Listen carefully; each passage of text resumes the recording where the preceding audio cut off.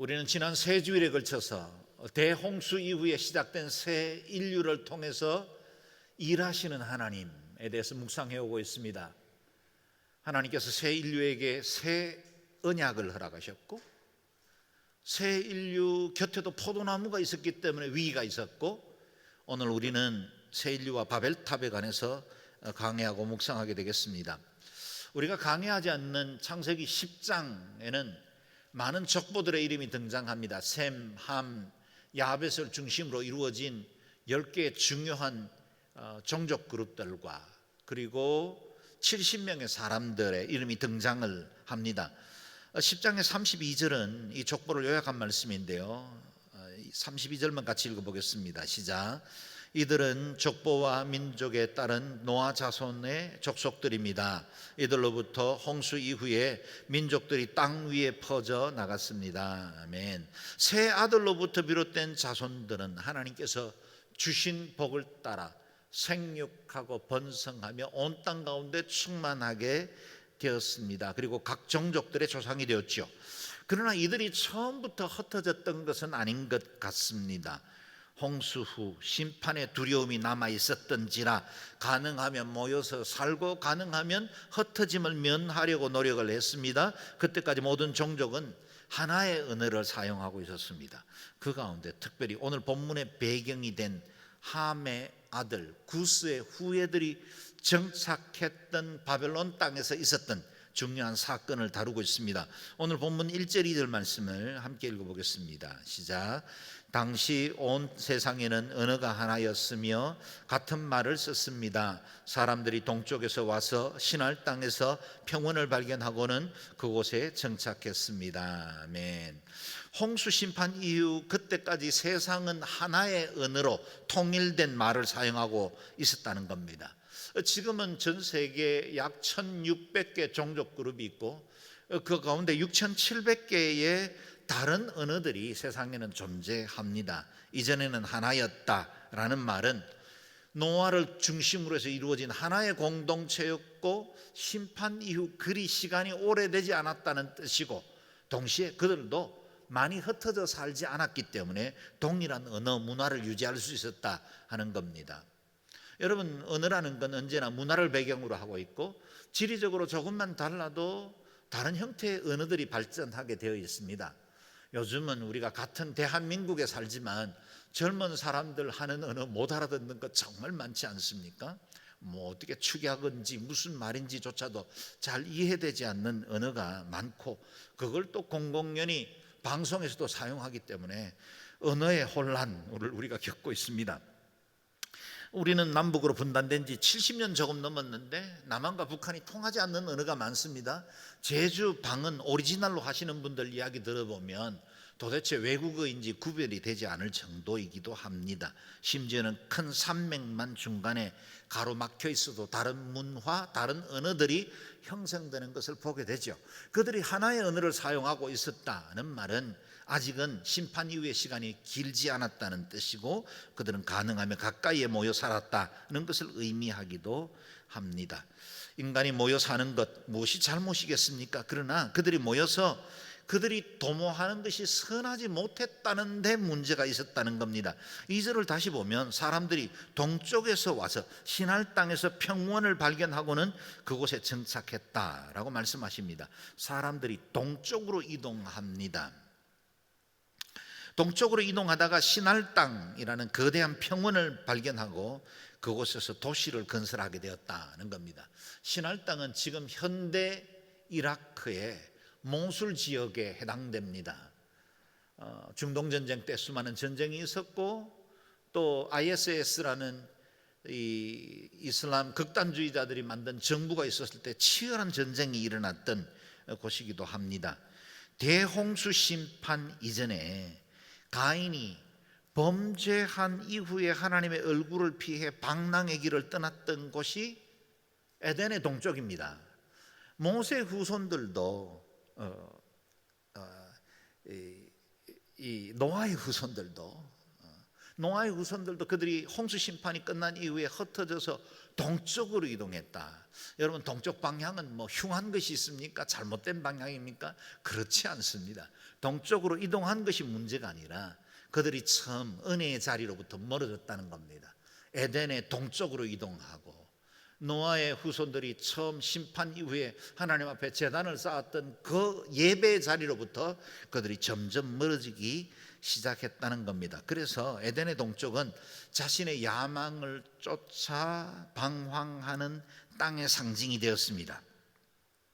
그들은 더 나은 삶의 터전을 찾아 떠나면서 예배로부터 멀어지게 되었다. 하나님께로부터는 등을 돌리게 되었다는 겁니다. 인간은 하나님으로부터 거리가 멀어질수록 스스로를 보호하기 위해서 힘을 기르려고 하죠. 그것이 3절 4절에 나옵니다. 같이 읽겠습니다. 시작. 그들이 서로 말했습니다. 자, 우리가 벽돌을 만들어 단단하게 굽자. 그들은 돌 대신에 벽돌을, 진흙 대신 역청을 사용했습니다. 그리고 그들이 말했습니다. 자, 우리가 우리를 위해 성을 쌓고 하늘까지 닿는 탑을 쌓자. 우리를 위해 이름을 내고 온 지면에 흩어지지 않게 하자. 인간은 언제나 필요에 의해서 문명을 발전시켜 왔습니다. 스스로를 보호하고 보다 편리한 삶을 살기 위해서 기술을 개발하고 과학을 만들고 문명을 진보하게 한 것, 그것이 인간의 지난 역사이기도 하지요. 그런데 그들이 신할 평지에 도착해서 새로운 삶을 시작했을 때 그들은 획기적인 기술 하나를 갖게 됩니다. 지천에 널려있는 흙으로 벽돌을 구우면 단단한 재료의 건축 재료가 된다는 사실을 알게 된 겁니다. 그리고 진흙 대신 역청을 사용하면 훨씬 더 견고한 건물을 세울 수 있다는 것 알게 된 겁니다. 오늘 우리 시각으로 보면 흙으로 벽돌을 만들게 된 것이 무슨 대단한 문명일까, 그런 생각도 들겠지만 당시 사람들에게는 생활 전반에 그야말로 획기적인 변화를 불러온 전환점이 되었을 겁니다. 벽돌을 굽기 시작하면서 생활에 편리한 그릇들을 빚어서 굽게 되었을 것이고, 무엇보다 토목과 건축이 발전해서 이전에는 상상하지도 못했던 큰 도시, 단단한 성벽을 만들 수 있게 되었다는 겁니다. 당시에 영걸이었고 특이한 사냥꾼이라 불렸던 니므롯 같은 사람들이 자신의 세력을 규합해서 큰 도시를 만들 수 있는 기반이 되었다라는 겁니다. 인류가 땅에 널려있는 흙을 이용해서 벽돌을 만들 수 있게 되었을 때 그들은 곧바로 인간 안에 있는 죄의 본성을 드러내기 시작합니다. 벽돌로 거대한 성을 만들고 높은 탑을 세우기로 한 것입니다. 4절을 다시 보십시오. 읽어보겠습니다. 시작. 자, 우리가 우리를 위해 성을 쌓고 하늘까지 닿는 탑을 쌓자. 우리를 위해 이름을 내고 온 지면에 흩어지지 않게 하자. 이들의 어법을 보면 마치 창세기 1장에서 하나님께서 성부, 성자, 성령 세 분이 인간을 처음 창조하실 때 논의하던 그 과정을 밟는 것 같습니다. 하나님은 말씀하십니다. 자, 우리가 사람을 만들자. 그런데 인간들은 말합니다. 자, 우리가 성과 탑을 쌓자. 도시를 건설하고 탑을 쌓는 것이 무슨 잘못이겠습니까? 그렇지는 않습니다. 성과 탑을 쌓는 동기가 악한 것이 문제죠. 그들은 세 가지 동기를 가지고 있었습니다. 탑을 쌓아 하늘 꼭대기에까지 닿으려고 했습니다. 두 번째는 자신의 이름을 떨치고 싶어 했습니다. 세 번째는 흩어지지 말고 세력을 모으자고 한 겁니다. 이런 이유로 니므롯의 후에 신인류의 지도자들은 성과 탑을 쌓기 시작했습니다. 성은 자신들을 보호할 수 있는 수단으로, 탑은 자신들의 이름을 낼 수단으로 사용한 것입니다. 현대 이라크 땅에는 지구라트라는 특이한 고대 건축물의 잔해들이 남아 있습니다. 대부분의 성경학자들은 이 지구라트의 원형이 바벨탑이었다라는 것에 동의합니다. 지구라트가 세워진 위치, 제작 방법, 그리고 재료들을 보면 성경의 바벨탑과 거의 일치하기 때문이지요.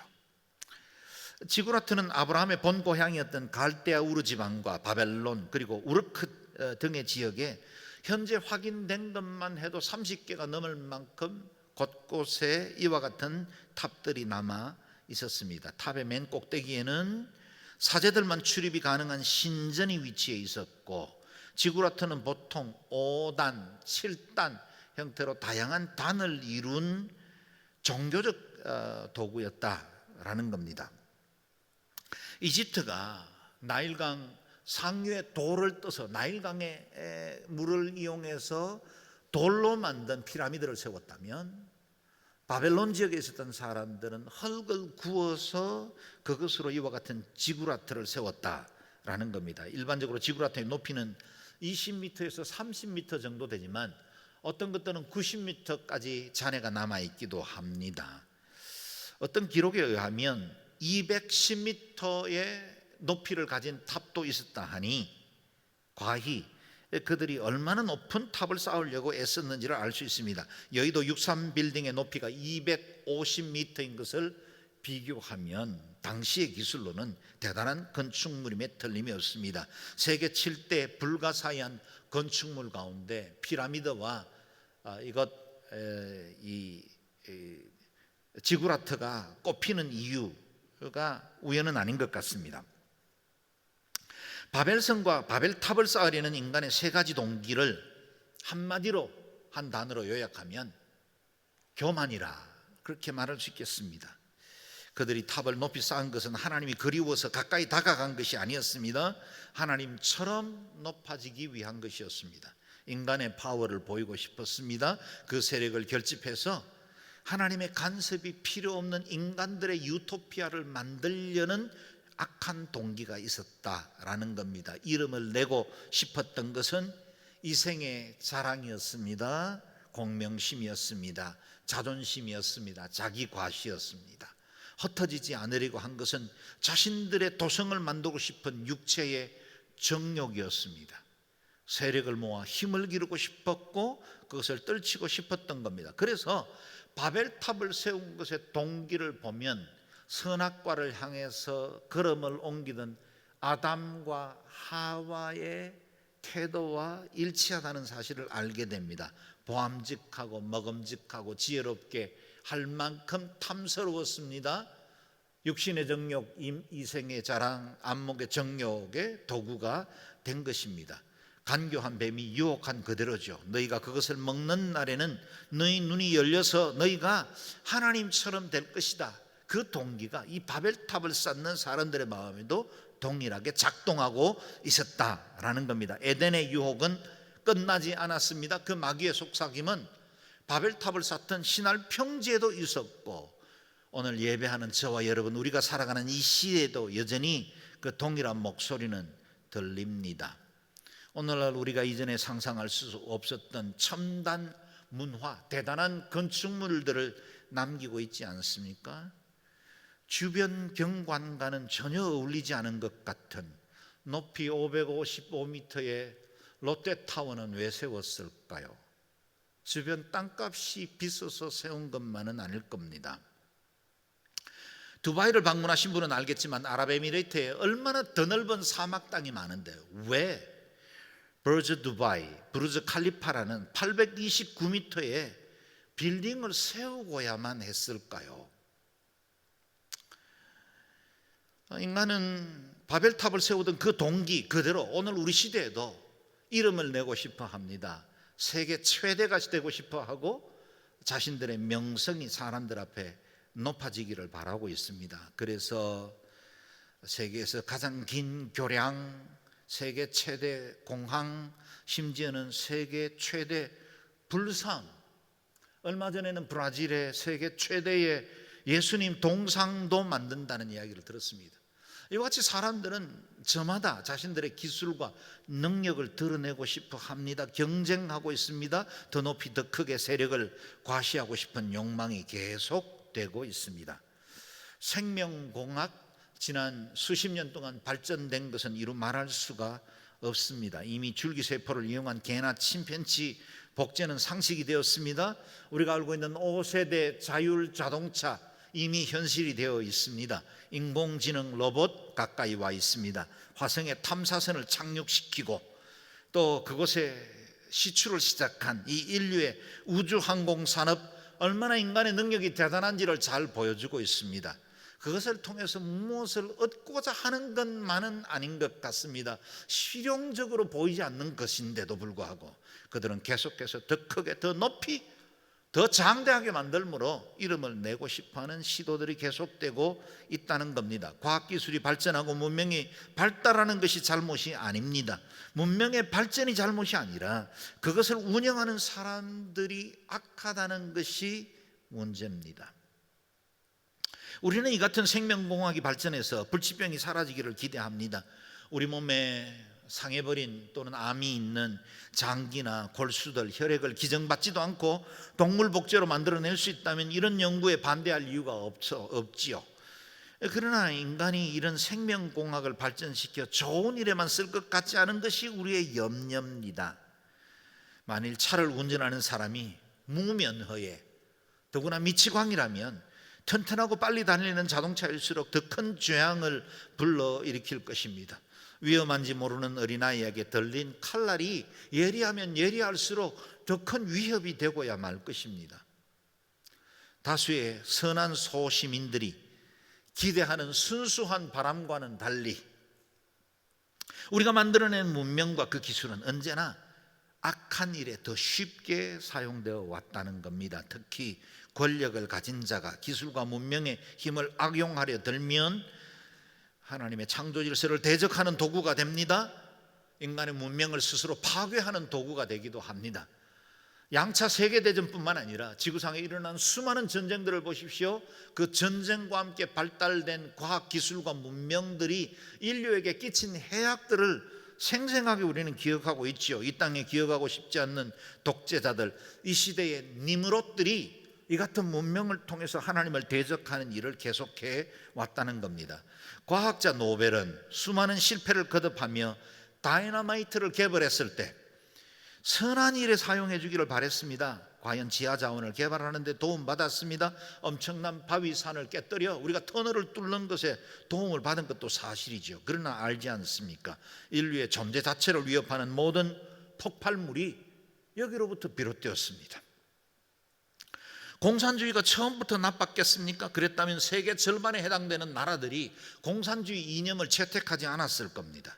차별이 없이 공존하는 사회, 가진 자, 갖지 못한 자, 서로 차별 없이 골고루 혜택을 누리는 사회가 있다면 그거야말로 우리가 꿈꿀 수 있는 사회 아니겠습니까? 그런 사회에 살고 싶습니다. 그래서 공산주의의 이상이 이 인류에게 건세사의 행복을 주었습니까? 그렇지 않다는 걸 우리는 너무나 잘 알죠. 아무리 좋은 제도와 이론을 가진 것이라 할지라도 인간의 죄악 때문에 이것들은 결코 선한 길로만 가지 않습니다. 그래서 오늘날 우리가 쌓아 올리는 모든 문명, 더 높이 더 크게 만드는 우리의 바벨탑이 불안한 이유가 여기에 있는 것입니다.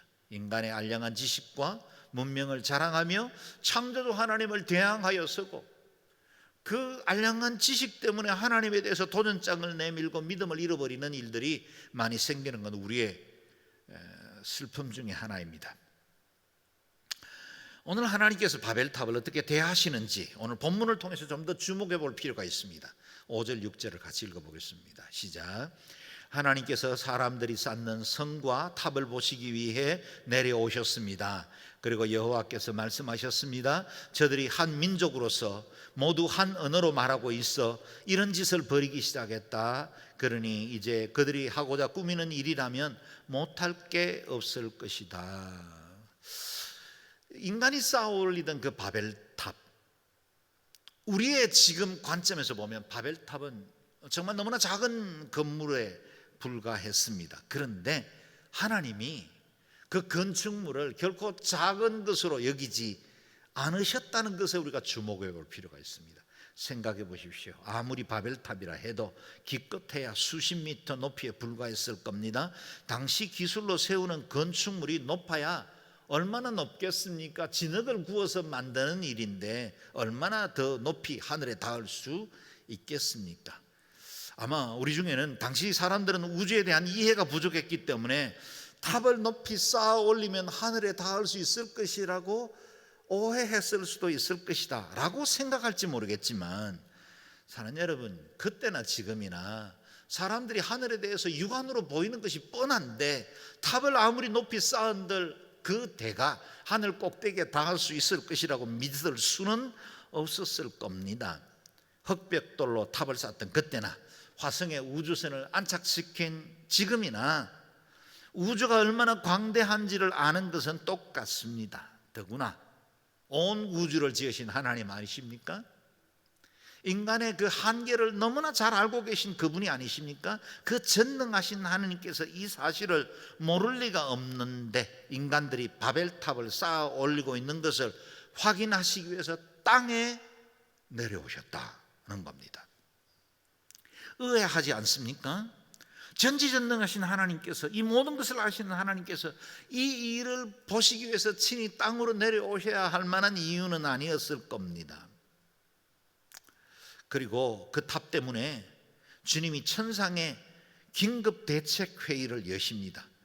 놀라운 것은 그 대책회의에서 말씀하신 내용입니다. 짧게 언급이 되어 있는데, 이제 그들이 하고자 꾸미는 일이라면 못할 게 없을 것이다. 하나님께서 이렇게 반응하실 이유가 없었습니다. 어디 높이 쌓을 테면 한번 쌓아 보아라, 너희들이 올리면 얼마나 더 올리겠느냐, 그렇게 말씀하시는 게 하나님의 그 전능하심에는 더 어울립니다. 그런데 하나님은 바벨탑을 가볍게 여기지 않으셨습니다. 탑이 대단하고 높아서가 아닙니다. 인간들 마음 안에 자라나고 있는 또 다른 탑이 하나님의 자리에 앉으려고 하기 때문이죠. 그 교만이 하늘에 다 반역을 꾀하고 있기 때문입니다. 생식 과정을 거치지 않고 복제한 돌리가 세상에 알려졌을 때 언론에서는 복제에 성공한 이언 월머트 박사에게 크리에이터, 창조자라는 호칭을 붙였습니다. 여러분, 이게 인간입니다. 그저 만들어진 어떤 피조 세계에 조금의 과학적 기술로 변화를 준 것뿐인데 사람들은 그에게 크리에이터라고 부르고 싶은 겁니다. 인간의 교만은 언제나 보잘것없는 바벨탑인데도 불구하고 인간이 마치 삶의 주인인 것처럼 이 세상을 내 마음대로 움직일 수 있는 것처럼 교만을 떠는 게 문제인 거예요. 높아진 마음, 그것을 하나님의 자리에 두려고 하기 때문에 하나님이 친히 그 탑을 권념하시고 오셔서 그것을 통해서 더 이상 하나님을 대적할 수 없다는 사실을 보여주고 싶어 하셨다는 겁니다. 어떻게 탑을 거치게 하셨습니까? 7절에서 9절 말씀이죠. 읽겠습니다. 시작. 자, 우리가 내려가서 거기에서 그들의 언어를 혼란하게 해 서로 알아듣지 못하게 하자.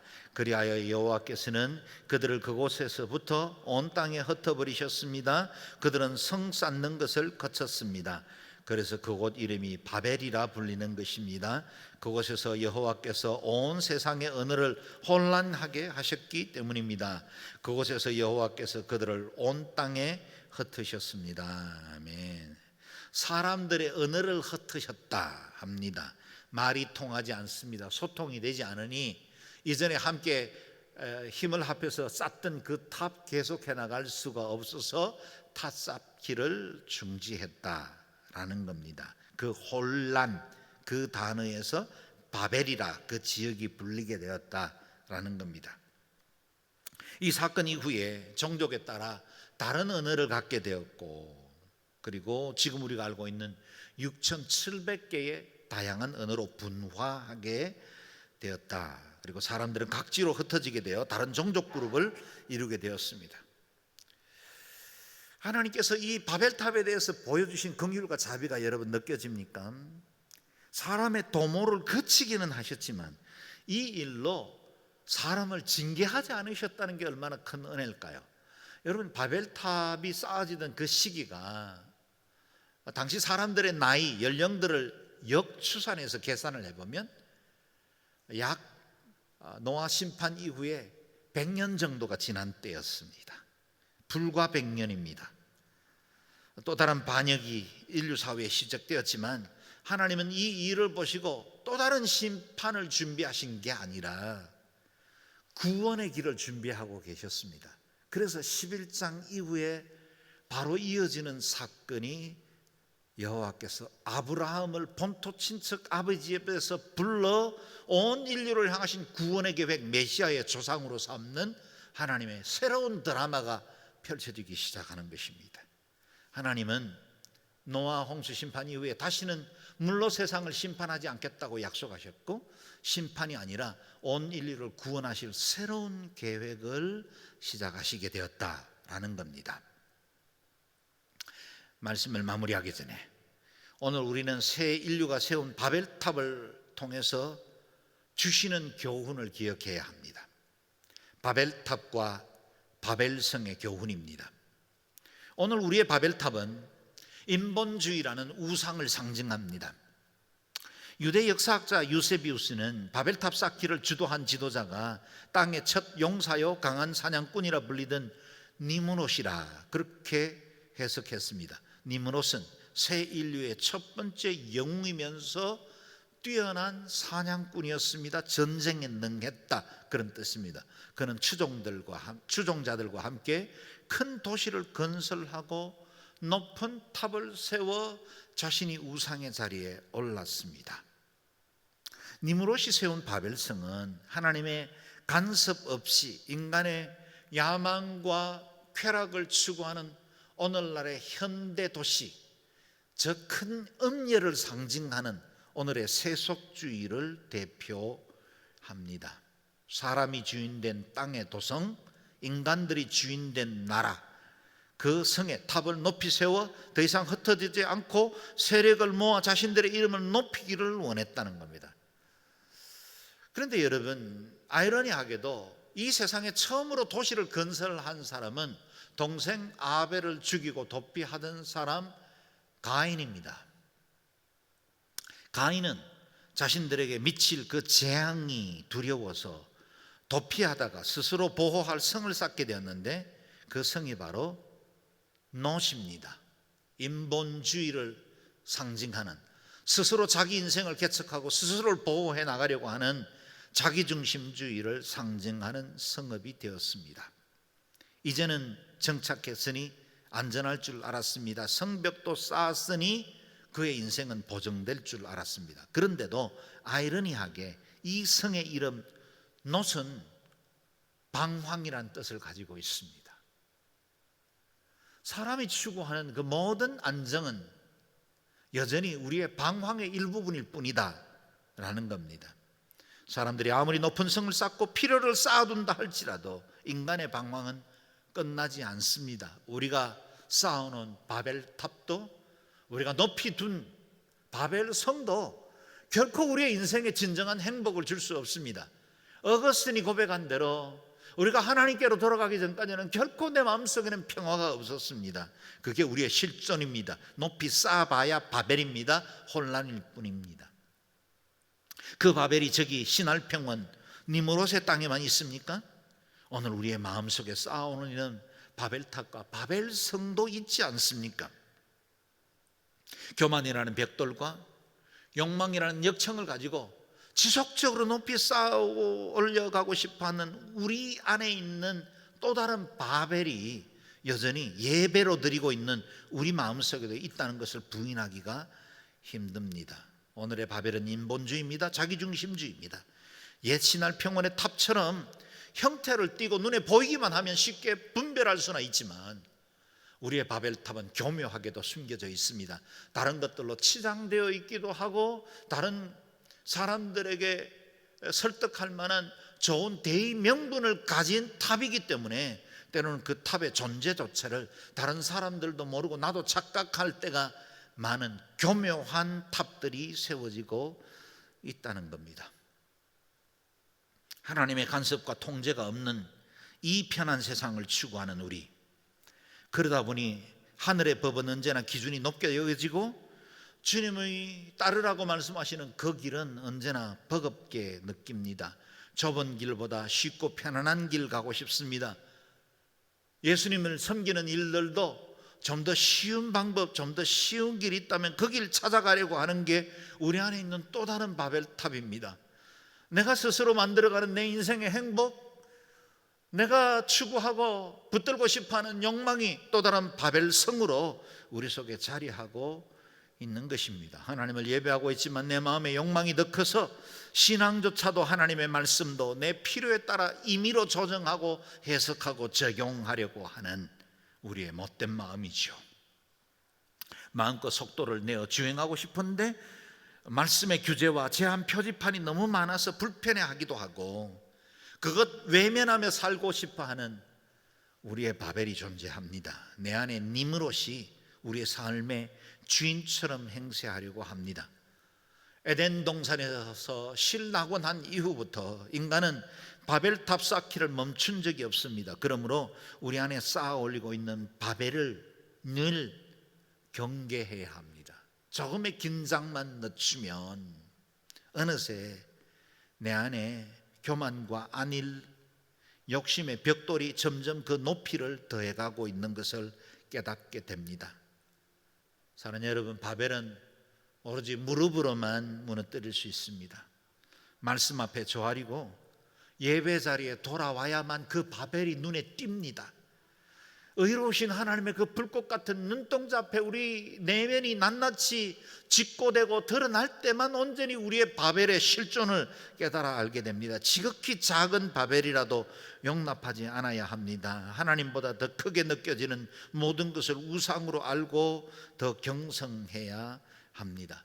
이 땅에 그리스도께서 오셔서 십자가 지심으로 첫 아담의 실패를 회복하셨던 것처럼 우리도 복음의 능력, 철저하게 주님 앞에 예배자로 무릎 꿇음으로 우리 안에 있는 바벨의 유혹을 이겨야 합니다. 성령께서 이 땅에 오셨을 때 바벨탑 이후에 흩어졌던 언어를 방언이라는 과정을 통해서 통합시켜 가신 것처럼 성령에 충만할 때, 성령의 은혜에 우리가 온전히 기름 부음을 받을 때 바벨의 혼란을 이겨나갈 수 있고 내 안에 분열된 생각들, 혼란스러운 마음들이 주님 앞에 정돈되고 질서를 잡고 온전한 하나님의 사람으로 진정한 행복을 추구하며 살아갈 수 있습니다. 사랑하는 여러분, 오늘도 우리의 바벨들이 무너지고 하나님의 은혜를 구하는 온전한 자로 살아가는 저와 여러분 되시기를 주의 이름으로 축원합니다. 아멘. 기도하겠습니다. 기도할 때 이 시간 잠깐 우리 자신 안에 있는 바벨을 돌아보십시다. 그리고 그것들이 혹 내 욕망과 안일과 교만으로 자리 잡고 있다면 주의 무너뜨려 주시고 정하게 하시고 새롭게 해주시고 예배 자리로 나아가게 하시고 말씀의 망치로 깨뜨리게 하시고 더욱더 정결한 하나님의 사람으로 서게 도와주옵소서. 기도하겠습니다.